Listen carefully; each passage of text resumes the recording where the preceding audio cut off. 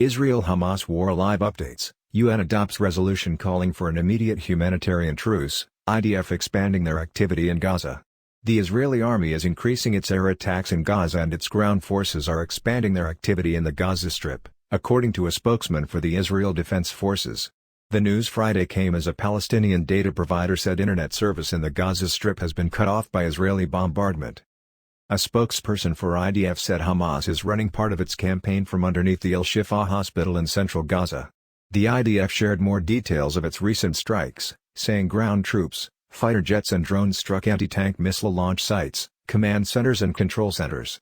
The IDF also said operatives of Palestinian militant group Hamas were hit. A large Israeli ground incursion into the Gaza Strip still appears likely, but humanitarian groups have warned against such a move, citing the worsening conditions for those trapped in the resource-deprived and blockaded enclave. On Thursday, violence in the Middle East escalated as U.S. President Biden ordered fighter jet strikes in eastern Syria, targeting facilities used by Iran's Islamic Revolutionary Guard Corps. The U.S. Department of Defense said the strikes were in retaliation for attacks on U.S. forces.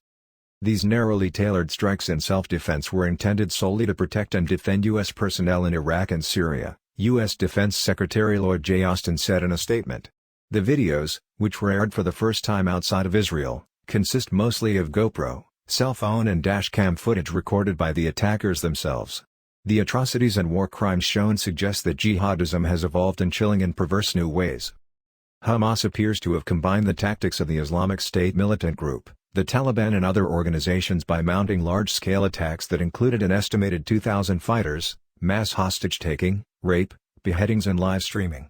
On October 7, Hamas killed over 1,000 Israeli civilians in the worst terrorist attack in the country's 75-year history. The militants appear at ease in the videos, slowly searching houses filled with signs of everyday life, a freshly made breakfast, an iPad, a pair of shoes, as Israeli civilians hid in nearby safe rooms. Hamas members appear amazed and elated by the success of their operation and the slow response of Israeli security forces.